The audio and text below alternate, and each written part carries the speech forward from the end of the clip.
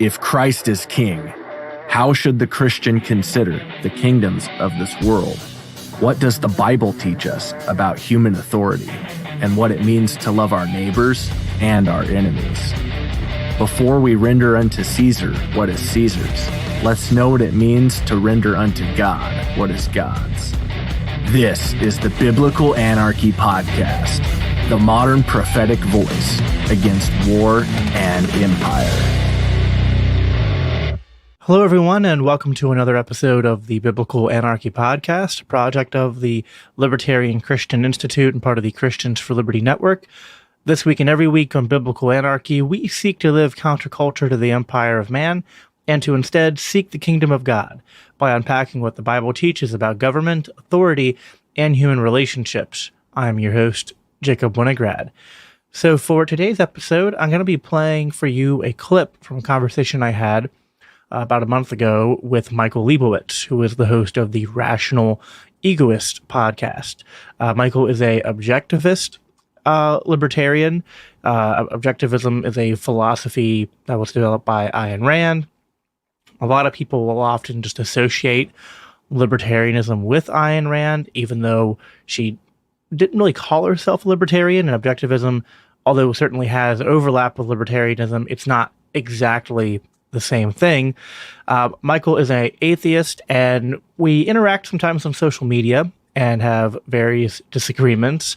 And so we decided to have a fun conversation where we explored some of the different areas where we disagree, and maybe the general theme of the conversation being if Christianity is a useful or compatible moral and philosophical framework by which to pursue or create a free society compared to that of atheism or objectivism or anything else.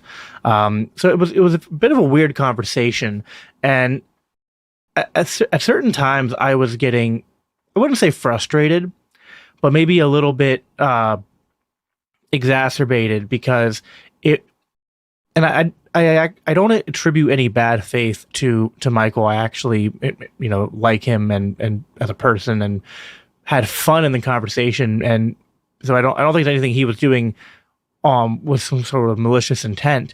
But it was sort of like we were having two conversations at once, it was sort of hard to do because I was having to play the role of a Christian apologist in terms of like providing defenses for the faith being A, true, and B, for the scriptures being logically consistent, and then also trying to make the arguments that I'm used to making, which is like, okay, if Christianity is true, what does it teach? And you kind of, the clip I'll play will sort of highlight some of this, because we'll get into, I want to play a clip where we started out by talking about the Old Testament, and then we've transitioned to talking about the New Testament. And so I'm going to pick up in the middle of the conversation where we start talking about the New Testament, and we hear some of Michael's criticisms of it.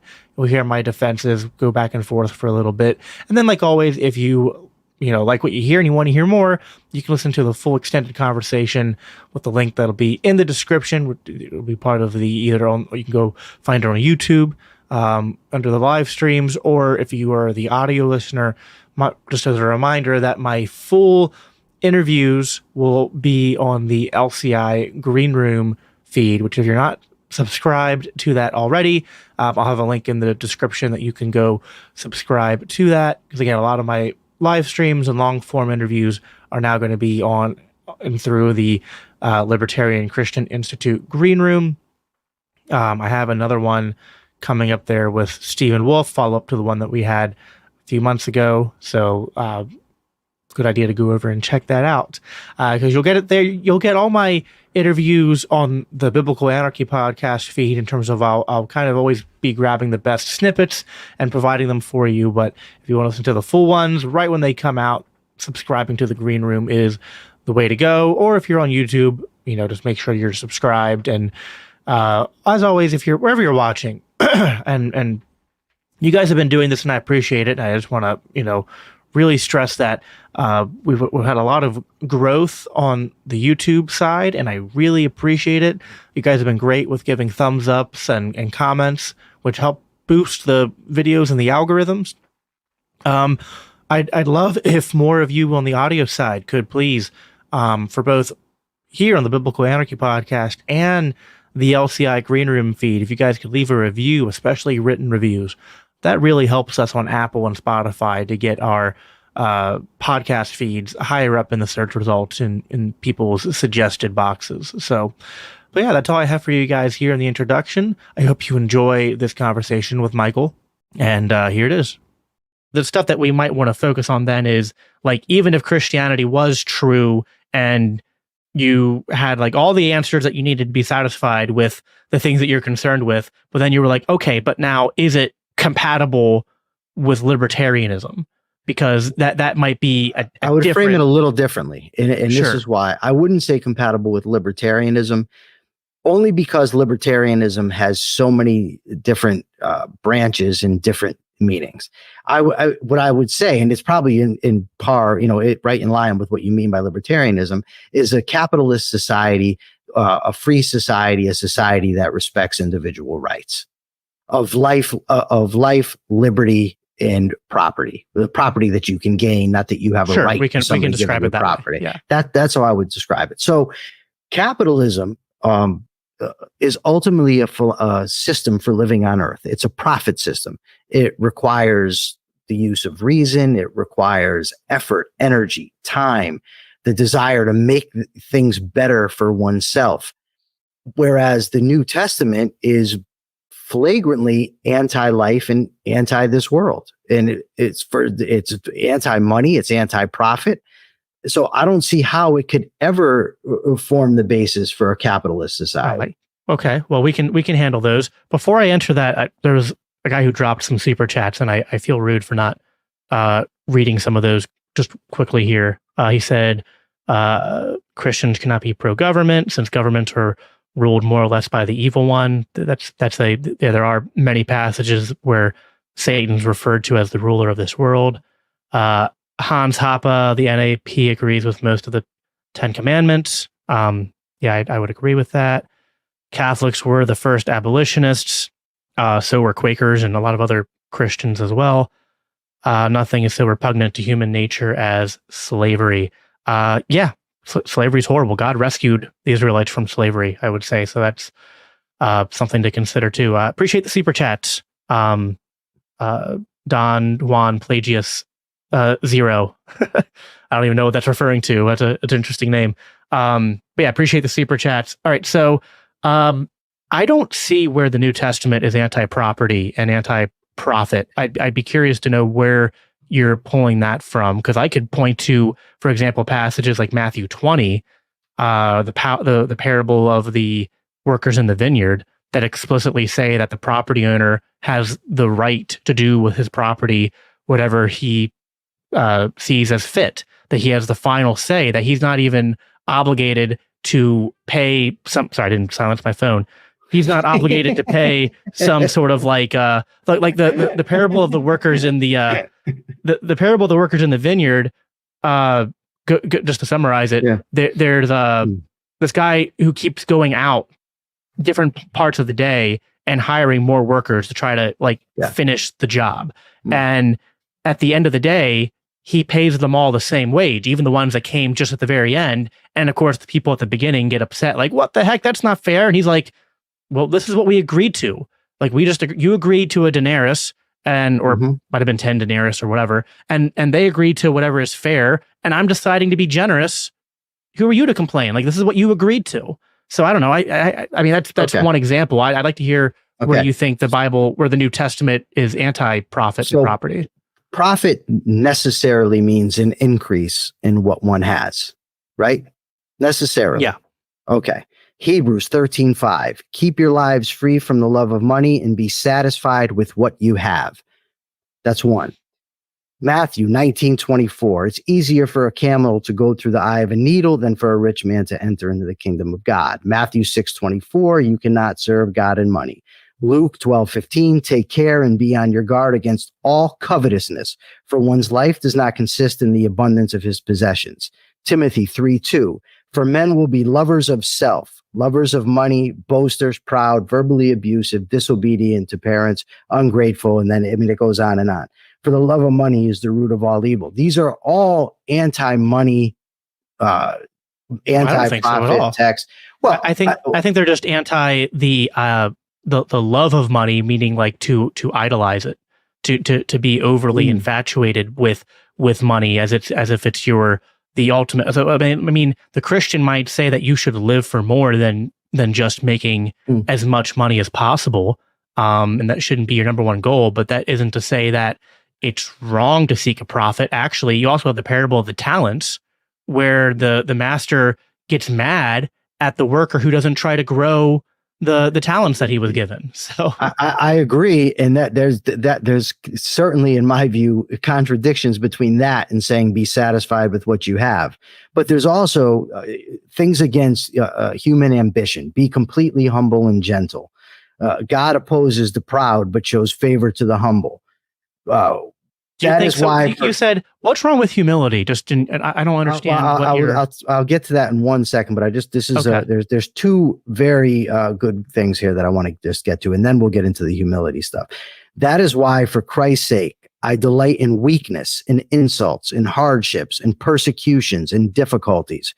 For when I am weak, I am strong. 2 Corinthians 12:10, Philippians 2:3-4. Do nothing out of selfish ambition or vain conceit. Rather, in humility, value others above yourselves, not looking to your own interests, but each of you to the interest of others. That is blatantly anti-self. I mean, it says that I am supposed to put others above myself. Profit necessarily means putting myself above others. I'm looking to increase what I have. The best way in a market to grow profit is to serve your customers as well as you can. The market rewards you for...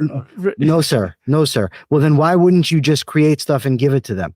If I'm putting them above myself... Well, no, because then you won't be... Because scarcity. Because if you just give things away for free, you won't be able to keep creating more. So in order to actually maximize the extent to which you give to people... to maximize the extent to which you contribute to the good of your neighbors, you need to actually, that this is the importance of the profit motive, is that the profit motive, we understand as, libertarian believers in free markets, we understand that the profit is a gauge by which you can understand if you're meeting the demand of the market or not. And the profit then drives the marketeers to produce that which people need. And so there's nothing that's being taught there that in any of the passages you brought up that says that is a bad thing to pursue. It's just saying that you should pursue that in light, to use that as a means towards goods and not just as a means for accumulating wealth for the sake of the love of wealth. Well, Jacob, these are quotations that say, be humble, deny yourself, live for other people, be satisfied with what you have. Loving money is evil. This is not a pro-capitalist doctrine that's being taught here. If I'm denying myself, I'm a living being with the individual right to life and liberty. To tell me that I have to deny myself, I mean, then it says, if any man will come after me, let him deny himself, take up his cross. Whoever wants to be my disciple must deny themselves and take up their cross daily and follow me. If any man come to me and hate not his father and mother and wife and children, cannot be my disciple. This is explicitly deny myself, deny my values, deny the things that make my life worth living. There's numerous passages always right here. 1 John 2:15-17. Do not love the world or the things in the world. Romans 12:2. Do not be conformed to the world, but be transformed by the renewing of your mind. All of this refers to that you should not live with in a materialist sense. But we live in a material world. That's why I'm saying it's anti this world. It's anti-self. No, but deny myself. Hold on. But you're kind of creating a false dichotomy where the Bible says do not value those things above God. That doesn't mean you absolutely have to hate those things and actually you should oppose those things. Like that doesn't necessarily Jacob. follow that because the Bible says that you shouldn't love money, that you should consider the needs of other people, that Jacob. you should deny yourself. And the passages about denying yourself refer to not living for yourself before living for God, which maybe you don't accept that. No. That's Christian. not just what it says. It says you need to live for other people. Put other people above Right, yourself. but I would say you and can't. it also tells you. you. It It tells doesn't you say to that- hate your father and mother, Jacob. Well, hate your father, mother, wife, and passage- children. Yeah, that passage is clearly Jesus employing hyperbole. And actually, this is very common throughout the entire Bible, where hate just means to love less. This is including in Romans 9, including in Well, here comes like the problem. Esau. There's That's the the passage that problem says right there. Esau I hated, whereas Jacob I loved. But God didn't actually hate Esau; He just favored Jacob. So that's what all these things mean. So, and here comes part of the problem. When we talk contradictions, we say, well, it would have to be contradictions because they're human creations. The words, well, they don't really mean what the words mean because they're engaging in hyperbole. When it says do not love the world or the things in the world, and it says deny yourself, and it says hate your mother, your brother, and all this, do not be conformed to this world. And then the Sermon on the Mount, blessed are the poor in spirit, the mourners, the meek, the persecuted, all the lowly, not the creators, not the money makers, not the productive, the lowly. Give up yourself, deny yourself. There's also thought sins about how if you even have adultery in your mind, that's a sin. These things are not a pro-life orientation. And by the way, let's even say for the sake of argument that you're absolutely correct, that this is hyperbole, that you have to get into, what'd you call it, the covenant? Covenant. Well, that wouldn't be explained by covenant theology. No, That's but just I'm saying, understanding literary styles. No, but different things. You have to delve into different types of apologetics and this here, that here. Is that going to form the basis of a free society where I have to contradict the evidence of what I'm reading and what I'm seeing and what words naturally mean, or not naturally, but normally mean, in order to form the basis of a free society? This has nothing to do with whether it's good to be a Christian or not. Being a Christian, if you want to be a Christian, or if you think it's the truth, that's one thing. But to say that Christianity is not hostile to materialism, is not hostile to individual life, is Can you not define hostile. materialism for me? Because maybe I wish I didn't. I actually wish I didn't use the word materialism. It kind of just flowed out because it does mean different things to different people. When I just used it, I simply mean living in the material world, which is where we live. And the New Testament is blatantly hostile to enjoying this world, we're not living in this world, and to profiting in this world. And there's a litany of quotes. And I had to be honest, cut myself short because there's just so many of them. Can you find me one passage that actually says it is wrong to profit from any of your economic endeavors? Well, you're not. If you're looking for me to give you the exact quote that says "do not profit," then no, you're not going to find that. But you will find things about. But you will find where it says delight in weakness, insults, and hardships. Do nothing for the out sake of of Christ. ambition. For the sake, it means if you're but you're persecuted, supposed to live for Christ, Jacob. Right. So if you live for Christ and you're persecuted for that, you're supposed to take that as a blessing. It's easier for a camel to go through the eye of a needle than for a rich man to enter into heaven. Be on guard against all covetousness. You cannot serve God and money. And then this is the key. Be satisfied with what you have. When you combine all these together, and don't just rip them out of context, combine them all together with hate the world, follow Christ, take up your cross, suffer, deny yourself. All these things together are anti-profit. They're anti this world. Give up the world for the sake of God. Hate your mother, your father. I mean, come on. These things are not pro-capitalist doctrines. I disagree. I think I've given you answers, and you just, I think you're dismissing them as, well, they're just contradictions. Well, they are contradictions, but they're also parables. The parable of the talents is a parable. So, I mean, and the problem then gets into, well, what's a parable? What's meant to be good or bad? But they are contradictions. I would disagree. There's also, I'm trying to look it up here quick. There's the passage that says that he who does not provide for his family is worse than the was it Gentile or something like that? So let me look it up here. Passage Worse than the Gentile. Yeah, or tax collector. It's one of those. Yeah, provide for his family is worse. Yeah, 1 Timothy 5:8. But if anyone does not provide for his relatives, especially for the members of his household, he is denied the faith and is worse than an unbeliever. Sorry, not worse than the Gentile, but that was just a guess because he often there's many times in the New Testament where he's like, hey, listen, even that's worse than even what the Gentiles do, or the tax collectors, which you should at least appreciate that Jesus and the New Testament scriptures are very hostile towards the tax collectors. I mean, give us credit for that. Well, maybe so, but he also says to pay your taxes, render unto Caesar that which belongs to Caesar. Let's get into that. We have about 15 to 30 minutes left here. And I get it. Just to wrap a bow up on this last portion here. Yeah, I don't think that the passages you brought up say that you cannot earn money and that profit is inherently bad. It just all those things are part of a teaching about that money should not be the ultimate good in your life. That money should be a means for achieving goods, but not just a good in and of itself.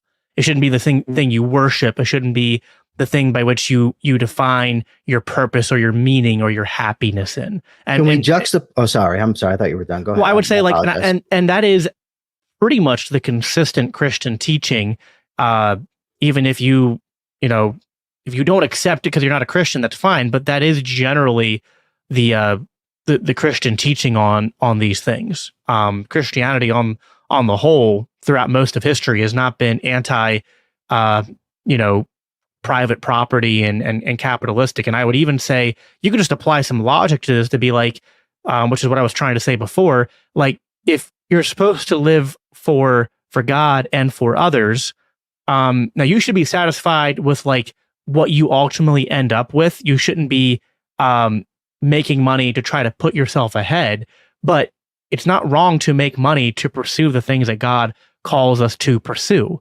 Like I should be so for example, we're told that which we do to the least of these, we've done unto Christ, right? And we're told that true religion is to provide for the widow and the poor and the orphan. Well, you can't provide for these people and you can't serve them if you don't have anything by which to do those things. You can't actually do the things that Christ has told us to do in the world. And even Paul says that I don't want you to be removed from the world, but to be in it, because we're actually called as Christians to be a blessing to the nations. And so the way that we do that, like we do have to make money. We have to engage in enterprise and free markets and the profit motive and all this. Those are the means by which that we are able to do those. And you and I both know that if it's anything but that, it's not going to generate. It's going to be degenerative. It's going to be, just distributing what already exists, redistributing it till it runs out. And then that creates more net harm. So even just like thinking about it logically, the only way to actually uphold all of those commandments and teachings is to employ a free market system, because anything else you would just not be able to. But let me juxtapose for the sake of clarity what I mean here. If you juxtapose what I just read to you, all those quotes from the New Testament, the example of Jesus who lived in poverty, the way he acted, washing his disciples' feet, give this world, he sacrificed his own life. If you compare all that, now let me tell you what the objectivist virtues are, without having to validate the entire objectivist system, because we simply don't have time for that. Productiveness. First of all, the three fundamental values in objectivism are reason, purpose, and self-esteem. The use of the human mind, the love of self, and having a purpose in life. All very pro-capitalism. Then if you look at productiveness as one of the virtues, you must produce justice, give to people that which they deserve. Integrity. Be loyal to your moral code, a rational moral code. Independence. Independent thought is vital for creation, for production. So if you pride, seeking out moral perfection according to the virtues and values in the objectivist system, so you're always seeking, trying to be your best, to do your best.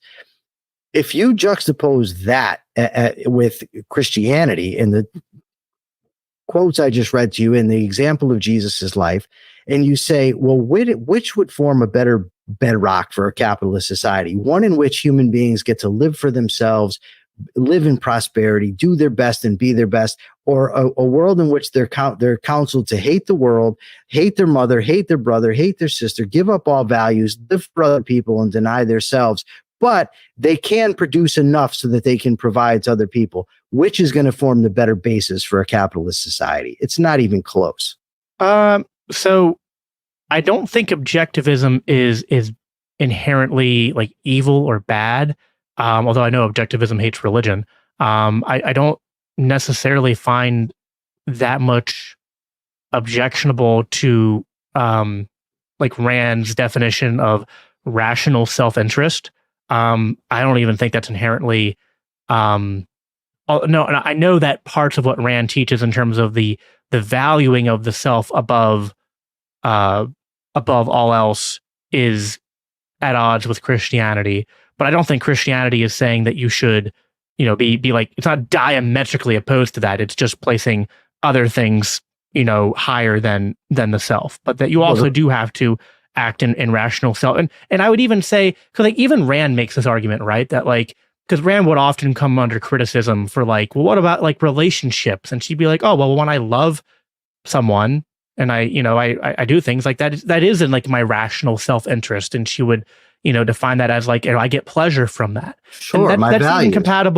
That's even compatible with Christianity. No, Piper describes it. Well, Piper, let me give you the explanation here, and then you can let me know what you think. Piper describes the Christian lifestyle as he uses a kind of provocative label. He calls it Christian hedonism, because he says that we actually he says that we as Christians, we find our pleasure and because we have a meaning, we have a purpose through serving serving Christ and serving something greater than ourselves, and we get pleasure from that. And so in the same way that Rand can love her husband or her family and stuff and derive pleasure from that, and so then that's in accordance with her rational self-interest.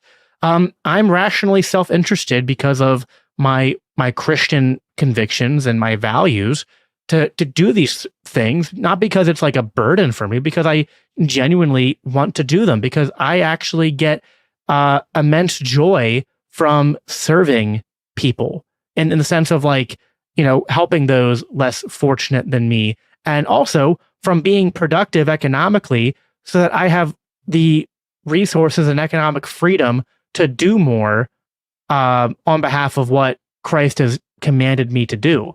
So I'm not saying they're exactly the same, but I also just don't feel like they're in. So anyway, I guess to also get to the heart of what you said, which one would be better? It's not like I'm saying objectivism would necessarily be bad. Although I think that the things that objectivism leads out would lead to other problems. So like, would objectivism tend towards private property and capitalism? Well, kind of by definition, yeah. Kind of baked into the system, right?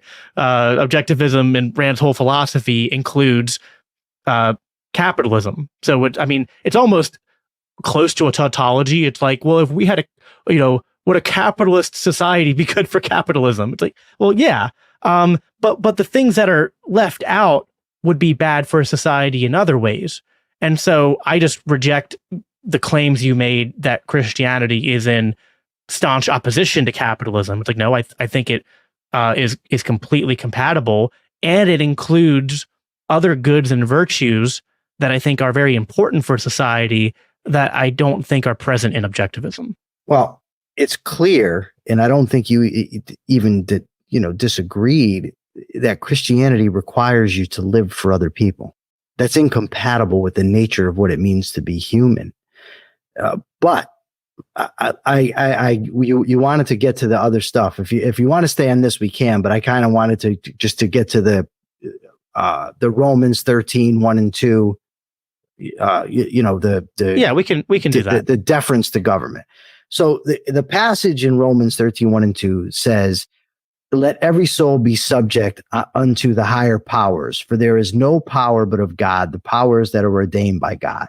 Whosoever therefore resisteth the power, resisteth the ordinance of God, and they that resist shall receive to themselves damnation. Jesus says to Pilate, thou couldst have no power at all against me, except it were given from above.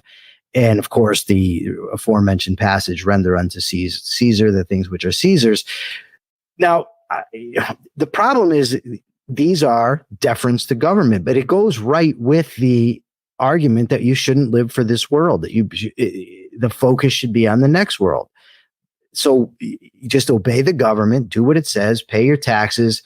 In none of those passages mean those things. No, but let's do them one. Let's do one. Let's do Romans. Let's do Romans 13. All right. Well, that's all I have for you guys today. Again, you can listen to the full episode if you click the link in the description.